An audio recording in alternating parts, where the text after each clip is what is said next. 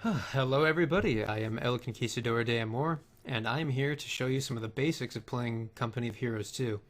Now this is a game I have quite a bit of experience in, and I see a lot of people play it honestly quite poorly. So I'm going to go over some of the very basics of microing your units and playing to the highest of your potential. And the first thing that I want to go over is the most basic thing of all, and that's basic camera control. And I wouldn't think I'd have to go over this, but I actually see people do this in a very efficient manner. What they tend to do is this. Okay, you see how inefficient this is? Like, say I have an engagement right here. I have some troops right here. There's an enemy coming off screen. I have to do this. Okay, I went too far. I have to go back up. It's just annoying. You see how annoying that is? So what I actually recommend that you do instead, don't do this with your mouse. Use the middle mouse and drag it nice and slow. You can get a lot more precision from that, and it's just better in basically every way. You get a lot more control over what you're seeing and how fast you're actually scrolling, unlike the wildly unpredictable scrolling method that this is. Now this is okay if you're gonna try to go all the way across the map, but honestly, still do it just as well with the middle mouse. It's just this completely superior control scheme. Okay, so now that we've got some basic camera control out of the way, I'm going to move on to another very important lesson, and that is do not use your mouse. Well, I should say, use your mouse as little as possible. It's much faster to press V, B, click there. What you don't want to do is bring your mouse down here, press B, and then do it, because that takes a lot longer. This is especially important when you're trying to throw grenades with a squad, for example. There's actually two different control setups that you can do. Right now I'm using the classic hotkeys, so that everything is kind of alphanumeric. You should say like attack is A, retreat is T. They try to line it up with a letter in the command. But there's an actual alternative called grid hotkeys. All you do is just turn off classic hotkeys. And now you can see everything is in a grid according to a QWERTY keyboard. So you just got Q, W, E, R. See, it's all logical based on your keyboard setup rather than by the letter of the command that you're using. A lot of people swear by grid hotkeys, but personally, I'm just so used to classic hotkeys, I'm going to keep it with classic hotkeys. So that leads me to another very important topic, and that is basic hotkey setup. For those of you who haven't played very many strategy games, control groups are just quick ways to access your squads. At the start of the match, I always press Control 2 with my pioneers selected. That way, if I don't have them selected, I can just press the number 2 and always be able to access them quickly. Or if I'm over here, I double tap 2, it'll take the camera back here. Thankfully, Company of Heroes has a very modernized UI. You can access all your units up here, but I don't want to have to rely on that for all of my troops. I'll explain that a little bit more later. So with that in mind, let's wait until my Grenadier squad comes in. I'm just going to put on infinite resources and quick production so I don't have to worry about time and other horrible things happening when I'm just trying to teach. Okay, so I put my Grenadiers, or all my frontline infantry, on control group 1. So I'm going to go over my basic hotkey setup. 1 is my mainline infantry. Whatever faction I'm playing, that may be Volksgrenadiers, Grenadiers, conscripts, riflemen, even penal battalions. 2 will be my builder units, namely Pioneers, Sturm Pioneers, Engineers, Rear Echelon troops, whatever. 3 will be mainline vehicles, and that could be main tanks. It could be in the early game when you don't have medium tanks. It could be a light tank or a half track, depending on your preference.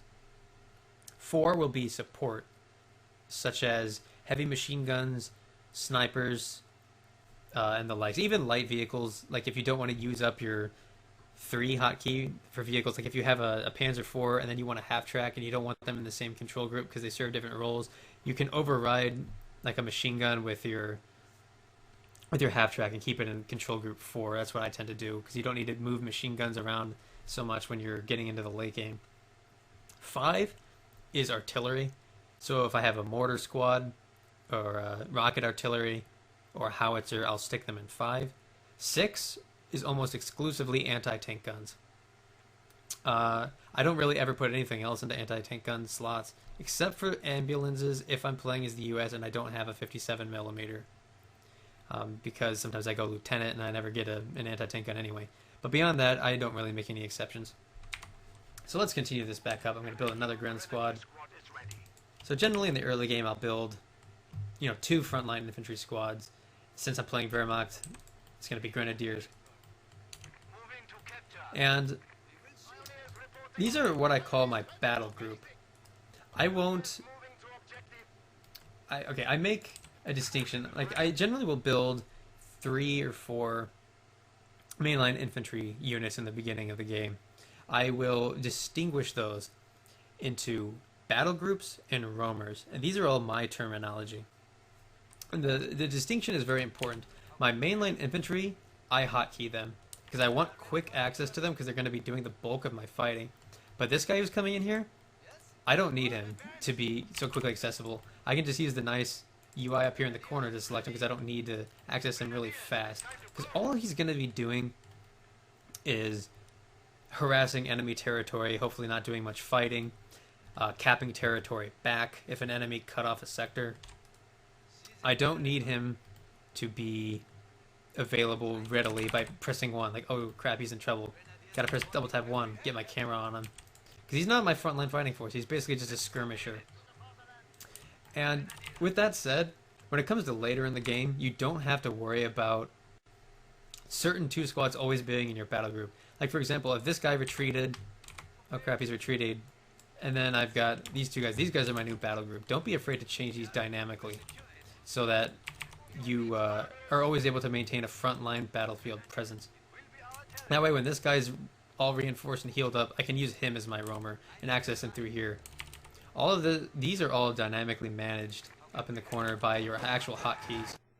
Another important detail to keep in mind is because of the way I do my hotkeys, it's easy to tell which of my mainline infantry are in my battle group and which are my roamers. Because I'll always have this engineer squad between them because they're bound to 2. So if I switch these up, see, now this guy's my roamer because he's after the engineer in my UI. Switch these guys back, it switches back. It's really handy to keep track of it, just knowing that this is here separating them. And when it comes to late game and you have, I don't know, 5 riflemen or something, because the Americans tend to have a lot of infantry squads, it doesn't actually matter how many units are actually in your mainline infantry force and which ones are roamers or how many. It just depends on your situation. It's not a rigid thing. Like, you always must have 2 battle groups, squads in your battle group, and 1 roamer at all times. No, you don't really need to worry about that. It just depends on how you're using that squad at the time. You could have 2 squads in your battle group and 3 roamers. It doesn't matter, or vice versa. It doesn't matter. Just whatever works for the situation. Okay, so now let's get some support units on the field. I'm going to build an MG42. And I'm going to put him right on 4 because it's easy to access him that way. So I don't have to be looking at him if I want to set him up there. Boom. I have these guys selected. Press 4. Boom. It's going to set up right there. That way I don't have to do this. It's just ridiculous. Well, I don't even have to move the camera. I could do that. Yeah, just press the number. So if I were to have another support weapon that I don't want to have hotkeyed together, like for example, if I have a sniper as well, I don't want the MG and the sniper in one control group because they function very differently. So I'm going to override the support weapon slot with the sniper. Because I don't need to access the MG as much, because I'm not going to be moving him around as much if I've got to be babysitting a sniper with my micro at all times so he doesn't die. And like I said earlier, you can also do that with half tracks.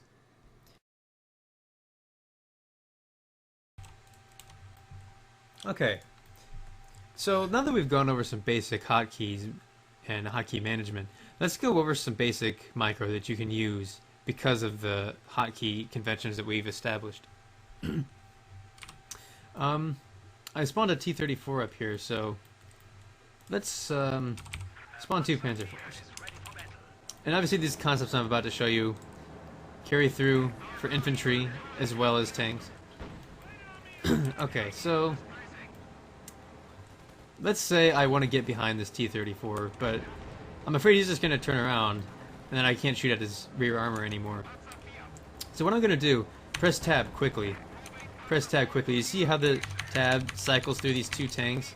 This is what what I call a pincer maneuver. That's not my terminology. That way you can get a shot at the rear and a shot at the front. If you're feeling really lucky, you can try to get behind it with both vehicles, but generally you only really need to do it with one. And the same concept is true for infantry as well. Like, for example, say there's an MG42 here. Okay, let's turn him into an enemy for the purposes of demonstration. Okay, so if I'm in this situation, oh shit, I gotta spread my infantry out because I don't want to get them all suppressed. See how much easier that is? Because not only one squad's getting suppressed, actually that's kind of ruining it, but still, the concept remains that I would be able to more easily avoid the suppression on both of my squads. If I can just get one of them suppressed, I can use the other to get around it. So that's some basic pincer maneuvering for you, and I hope that really helps you with your struggles to fight or defend the motherland. As always, this is El Conquistador de Amor, and I hope you tune in for future tutorials. Thank you.